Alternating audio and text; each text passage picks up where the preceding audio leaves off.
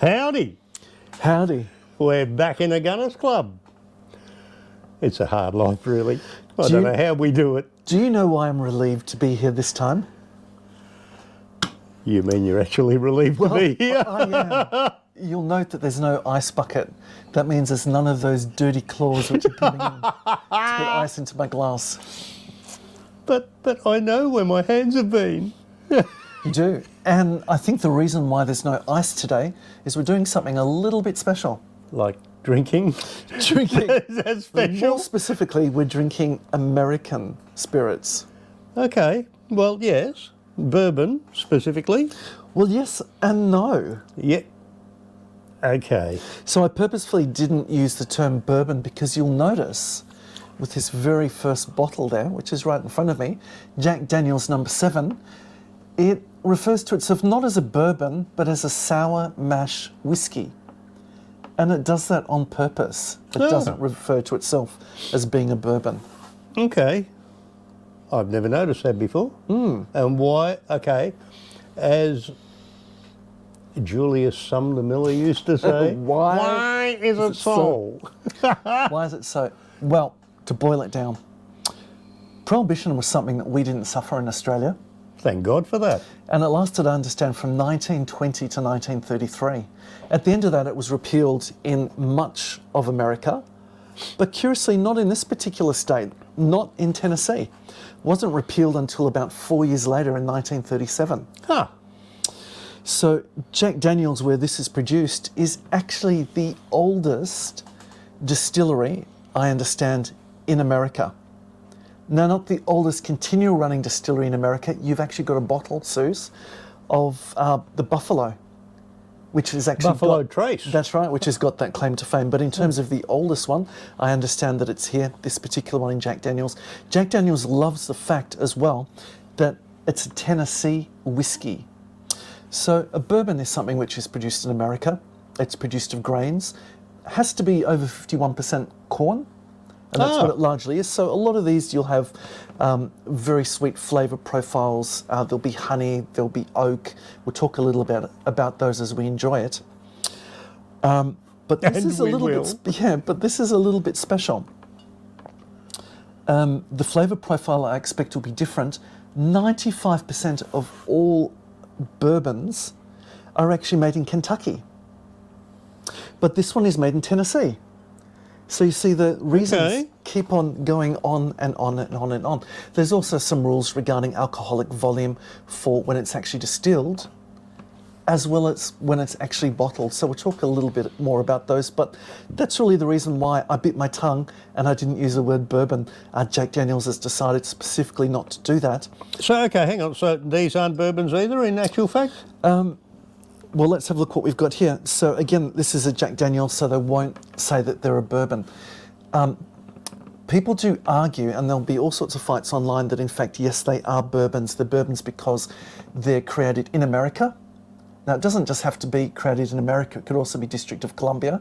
Or you could actually, I don't know if I'm allowed to say this, someone will get upset, make a bourbon in Puerto Rico because it's under that legislation as well, and it would still be a bourbon.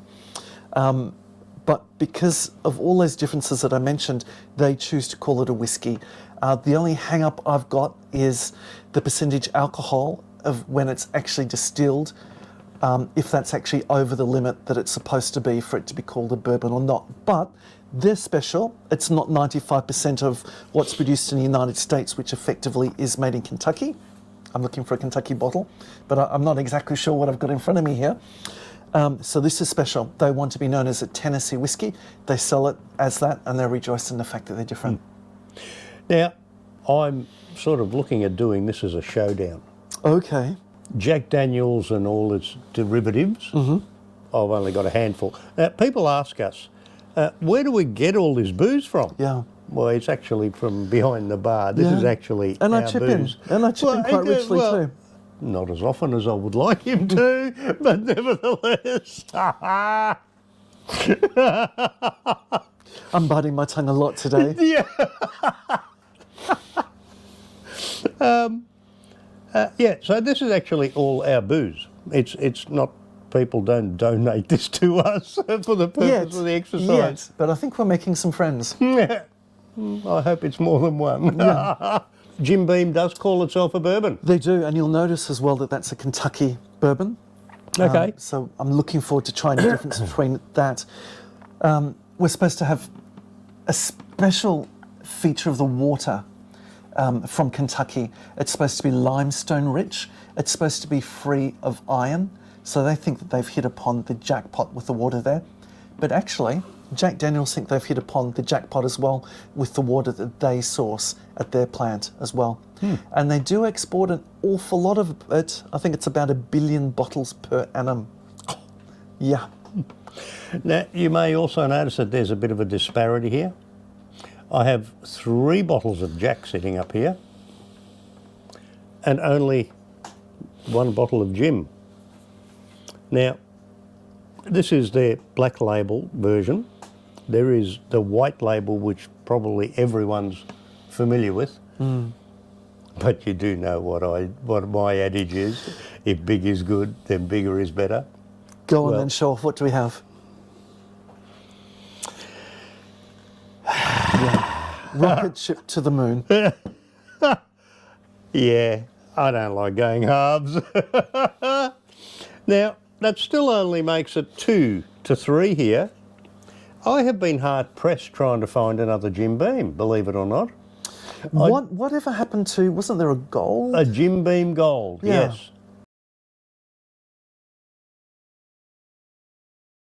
yes. In my wild youth, I remember downing a bottle of that.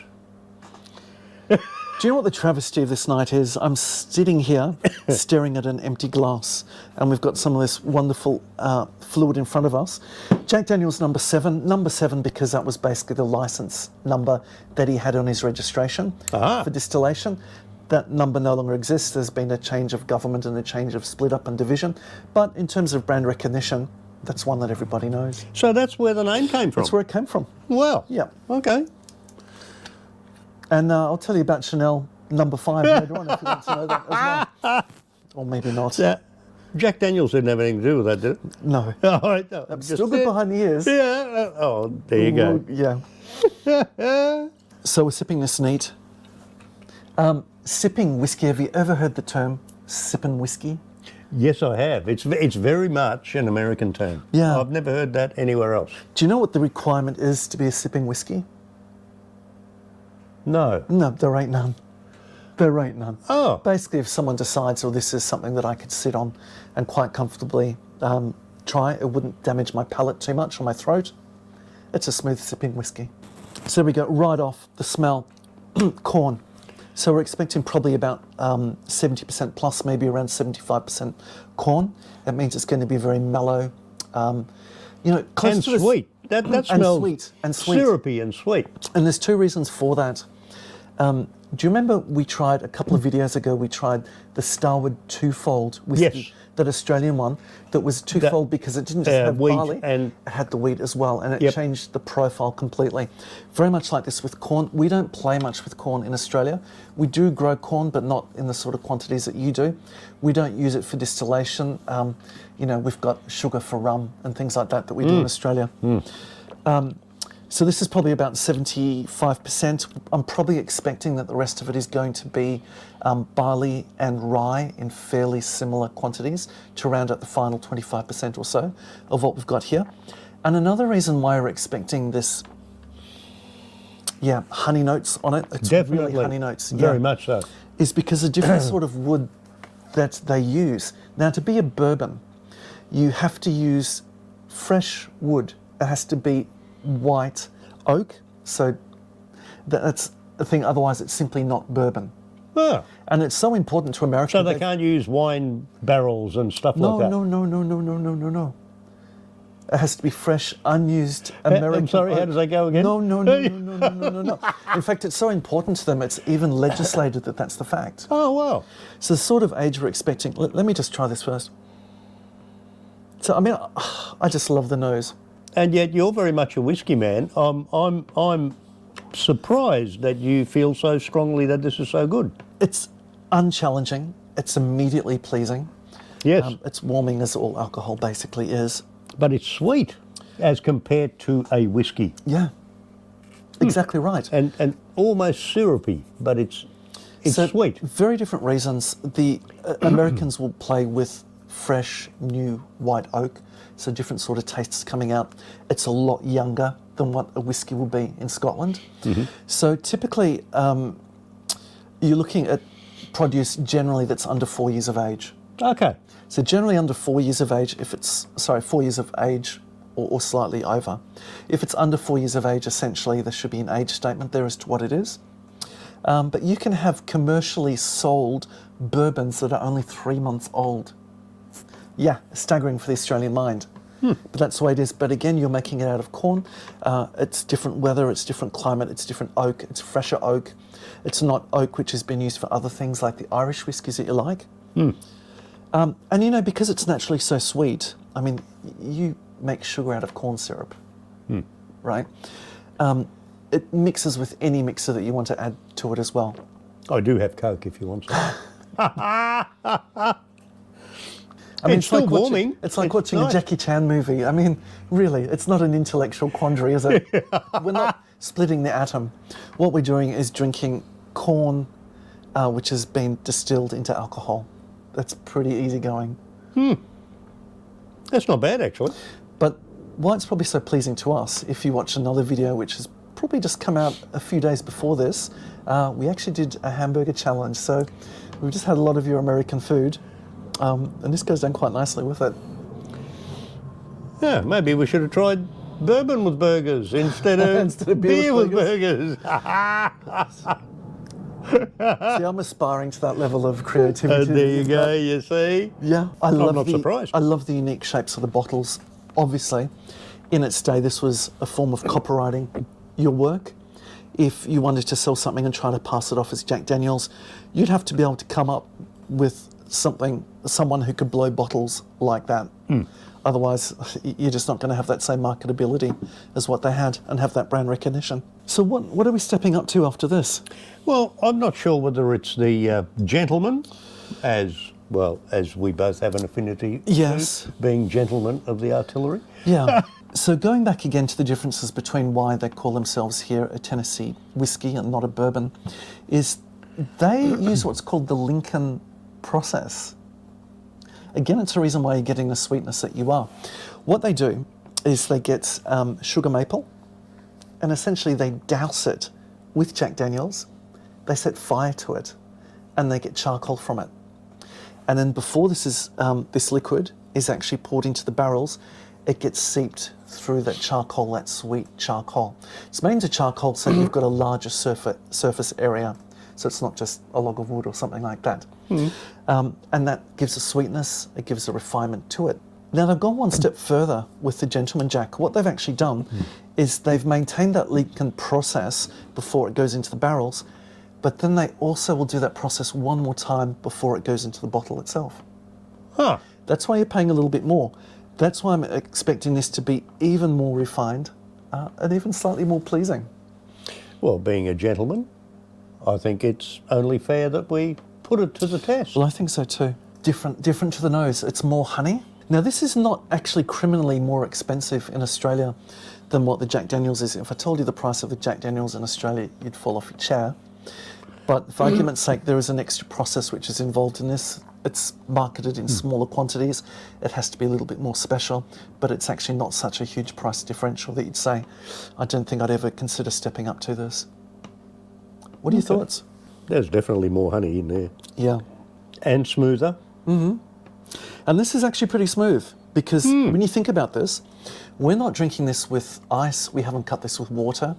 We haven't even dreamed about adding a splash of soda or unsweetened soda or even a Coca-Cola or something like that. Perish the thought, which you did to my Johnny Walker Blue. If you decide to go back and see that video, that's still, so we're at the bottom of the line here for Jack Daniels. Yes. Arguably, I could sit on that and be quite pleased. And that is uncut, unadulterated. The bottom of the line Johnny Walker to the bottom of the line Jack Daniels. You know, that's a really, really interesting conundrum. Isn't it just? Okay, the Jack Daniels is not exactly the same price point. I would say that in Australia, the Jim Beam white label would be the same price point as the Johnnie Walker Red. Yep. This is about another $10 Australian on top of that, so it's Okay. probably not quite the same So we're comparison. talking $45.50, let's say. Yeah, you can get it for about $44, $42 to $44 in Australia. Let's be generous. Let's say $45.50. Well, that's going over, but yeah. And compare the taste profile of this compared to a John. Even a black. I love the black. Even a black. Yeah, Johnnie Walker Black, about $45, I think, is the star of the Johnnie Walker range. Really? Yep, I love it. When we had that talk about it, please go back and watch the video because you're going to learn a lot out of it. We went through about 8 different Johnnie Yes. Walkers. There's really a lot there to learn. You don't get the same smokiness with these. What they do as well with this wood that I want to mention to you, Seuss, is they char the American white oak. And that gives a completely different taste profile. Now, other cultures might look at toasting the oak, so they apply a lesser degree of heat. They won't burn it, scorch it to the same degree. Yep. It'll give a little bit of toastiness, a little bit of rounded flavour. No, sod that. I mean, this is America. Let's go large. Have you seen the size of the school buses that they have in America? I mean, everything is big. I mean, for goodness sakes, look at this. So torch it, get maximum flavours, get This maximum is sugars. Costco, by the way. Okay, I'm going to try a little bit of this. I like the shape of the bottle. I don't know if they're going after something like Woodford, Yeah, that's right. which has got a very similar sort of Yep. art shape to it. Mind you, I didn't think much of that either. Okay, so basically I'm getting raisins from the nose. Definitely a lot of honey. That is smooth. I mean, there's no doubt that they've spent more money on this. The Lincoln process has been done twice. You know what? I really like the character still of the Jack Daniels number 7. Really? For my money. Over the gentleman? For my money, I actually would go just for the number 7. Huh. Okay. Yeah. That's surprising. Yeah, that's very enjoyable. It's very smooth. It's very refined. If you're giving it as a present to someone, an older person maybe. He's such a bitch. Well, we've Yeah. spoken about your constitution. Have you moved the bucket? You mean the potty? Yeah, I could become a convert, I think, to bourbon quite easily. And I know that there's some people sitting back watching it and saying, oh, this man from the Antipodes, he really doesn't understand bourbons. I'm going to write down some bourbons he has to try. Please do. It's amazing how many bourbons we can find here. Yeah, well, we have a few, but we thought this is going to be purely a Jim Jack showdown, but I have quite a selection of bourbons back there. Maybe on another night we'll pull out a few more. Do you remember the time we went to that speakeasy Yes. in the lane of Melbourne? Not even signage to tell you No it's street there. number? No. Nothing. You had to know it was there. Yes. I was blown away, but Yeah. what a night it was. What a selection. That's how I basically got sold on Irish. Yeah. For me, it was my first introduction into rye whiskey, and that's something we can delve into later. Uh-huh. Now, I think we're making our way through Jack Daniels, and we have the single barrel. I don't know what their claim to fame is other than a different shaped bottle. I would expect Better a little put bit. I would expect a little bit more age. The thing is with bourbons, you don't really need a very old bourbon.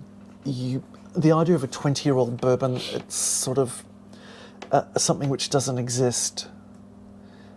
You actually can spoil the alcohol by keeping it for too long. Let's remember this is something which has been put into fresh oak. It's something which is made of high-sugared corn fructose, or corn, essentially. It doesn't need a long period of time to age. So I'll be interested to see actually what we get out of this. This is going to have a little bit more age on it.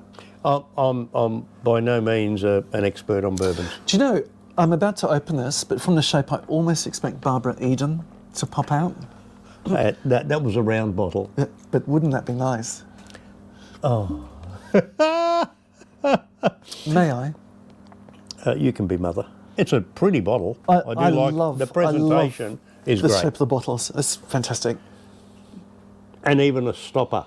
A lot sweeter than what I expected. You know, I wish I had my banjo with me now, and he's just glad that I don't. I think Nicole would be happy if you had it too. Apparently. Yeah, if you go back to our cinnamon fireball challenge, at the end of that, there's a treat for people who are into that sort of thing. I did see a concert actually 3 years ago in Melbourne. Steve Martin came out with Martin Short. Yes. And I got my seats. That's right. And he brought his band, the Steep Canyon Rangers, which possibly the best bluegrass band on earth, I would say. Wow, okay. That's really a big... that good.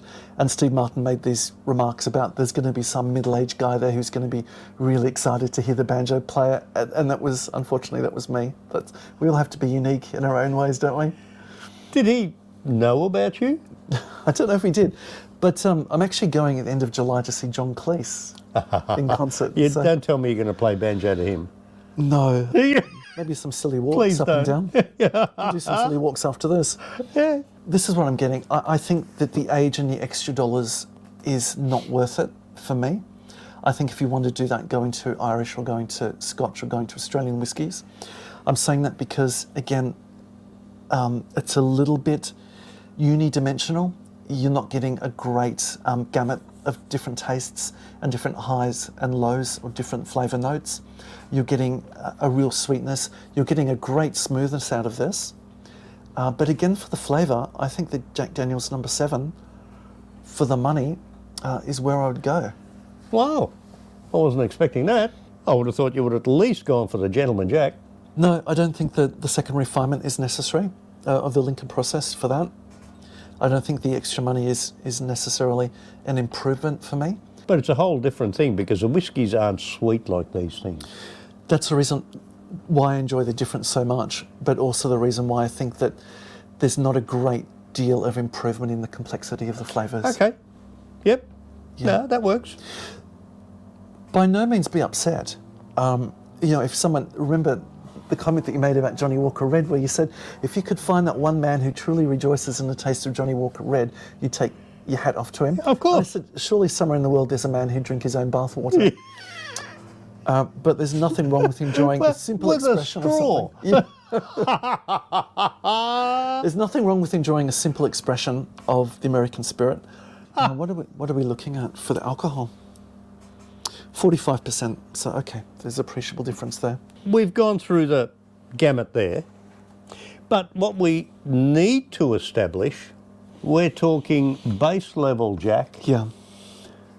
to base level Jim. Yeah, again, probably not a fair comparison. Now, let me tell you a little bit as to why I say this. For a start, where did you buy that from? Well, does it matter where? Yeah, it does. Costco. Okay, because I went online today to the Costco website Yes. about 4 hours ago.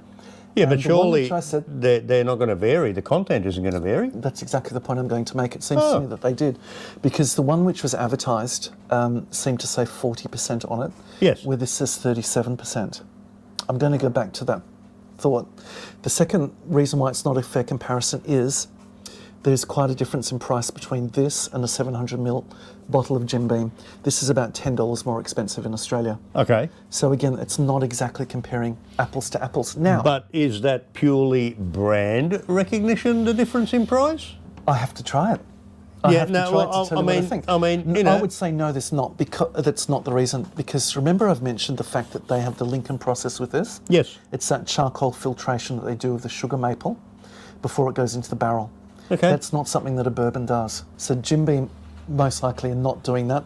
It's something which is shown off about that. In fact, it's called the Lincoln process for that very reason. Now, I would argue. Actually, can you do me a favour? Can you read me just simply what it says there on the label? Kentucky straight bourbon whiskey. Yep. I would argue it's not a bourbon at all that's in your hand. Okay. I will let the Jim Beam legal people contact you. I'll give. There won't be a problem. And there won't be a problem with pass that. on your details. No, and that will not be a problem at all. And let me explain to you why. Because in America, to be a bourbon and sold as a bourbon, that has to be bottled at least at 40% alcoholic volume, 80 proof. This is 37%, 74 proof. They can sell it in Australia and call it a bourbon. that requirement doesn't exist under American law for sale outside of America. So that's the very point I made when I went on to the Costco website today and had a look. It was 40%. But, you know, I'm a little bit of a stickler. It might just be old stock or stock footage that they've used. This, in fact, is 37%. In the United States, I would argue that's actually not by law a bourbon. In Australia, yes, it can be called a bourbon. So you're saying by law, strictly by law... In Australia, that's fine. They can do it. But in America, they would not be able to sell this as bourbon in America. Yes, that's correct. Or in Canada. Canada also respects that law as well. Even though it's got the same label, it's got everything else. I mean, it's not a knockoff. No. Okay, they've just lowered the alcohol content. That's right, for tax purposes in Australia. But if I were to take this back into America, that's fine. I'm not speaking as a lawyer, but you're not selling it. Yeah. If you could clear the customs, good luck to you. You're not selling it as a bourbon. I don't know if you want to knock the head off that because it's such a large... Seriously? Okay. Why do you think I have it? To discuss tax. Yeah, no. Which basically is the reason I think that some of the Star Wars movies have failed, because they basically were just talks about tax embargo. Whatever happened to Heroes? Mark's ready for that, yeah. My mother had a German name, and so did Jimmy Beam. Sorry? You know that last name was actually Burma. It was a German name, and they anglicised it to make it a little bit more palatable. And this is quite palatable too. What I'm getting out of this... What orifice did you pull that out of? Fact. Really? Yeah. You're joking? No. Please tell me he's joking. I'm getting straw from this straight away. I don't think this is a fair fight to compare the Jim Beam Burma against the Jack Daniels at all. I think the Jack Daniels is far superior. The extra money is really worth it. For me, I would put my money into this one every single time. I wouldn't pass go. I wouldn't collect $200. I wouldn't look back in anger. This is the one that I would go for every single time. This is one-dimensional again because it's sweet, but it's more like straw on the palate. It doesn't really have any depth to it for me. It's also cheaper. It's also cheaper. This is the one you buy for all your friends who come around and says, give me a bourbon and Coke. Yeah. And well played too, because it's a Jim Beam. It's internationally recognisable. But we haven't tried the black. No. It looks like the Ace of Spades playing card or something like that, doesn't it? It looks like the final word. Now, you were comparing these two. Let's now compare this one to that one. Yeah, and see where we come off. On a fair footing. To be fair, this doesn't have the glug glug glug that the other one did. Yeah, and I would pay extra for that. I would too. And I'm sure the government would like to tax that extra for it too. Okay, so no nose at all. Nothing. Water. What? Yeah, tell me what you think. There is nothing. I mean, you've got to really coax it with a stick to get something, to rustle up something. Now, I'm guessing that means that this is going to be one incredibly smooth drink. Yeah, but where's the nose? Well, to me, it means that they probably haven't charred the hell out of the wood. Although with the name Black in it, I sort of would expect that they would. That's different. Wow, that's different. I wasn't expecting that. My goodness, that is completely different. I was not expecting that. I'm it's lost for words to try and describe it. It's nothing like the corn taste that we've had with these, which has just been one-dimensional sweetness. There it is, just a wash of sunshine for you. For this, I actually have to think about what I'm drinking. Now, I never thought that drinking a bourbon, I'd have to be a bit pensive about it. What exactly am I getting? Because it's hitting the top of the palate, it's hitting the sides of the palates. There's not a lot of base note to it, but it's mercurial, it's different. I don't know how to describe this one. Now, you know how usually I'm not lost for words. I mean, if you're looking for fruit, would you look for guava or something like that? There's a bit of stone fruit. I can't get over the fact that there's no nose to it. So what have we got? We've got extra aged. Taste it and it's, oh my God. So charred white oak barrels, which we'd expect anyway from a bourbon. They talk about smooth caramel, which I'm really not getting, and warm oak notes. They say that the important added ingredient is time. That is something that I could sit and think about when I drink. I couldn't with any of the others. This is immediately enjoyable. For my money, I think the Jack Daniel's No. 7 is really hard to beat. I don't know what the price of this is. Let's say it's a fair fight between the two. I could be convinced on any given night to go for either of these two. Wow. Okay. The warmer the weather, the more I go towards the Jack Daniel's number 7 for something to think about and those long, oh so long nights and lonely nights. I think this Just is really quite remember a where my stand-up. fingers have been. Point of note, if people want to continue their journey with us, what do they do? Well, they should like and subscribe. Yeah, makes a difference. Of course it does. And let us know with your comments underneath, because that really helps a lot with the interaction. Yeah. Good or bad. Tell us we're wankers if you like. Yeah, I don't really mind. I mean, the truth hurts sometimes, but you've got to face it. We like to interact off each other and to play off the different characters that we have. That's but it. it's more fun if you play with us as well. Metaphorically speaking. I love when you speak to me in Greek. Ke yati yoshi. Dear.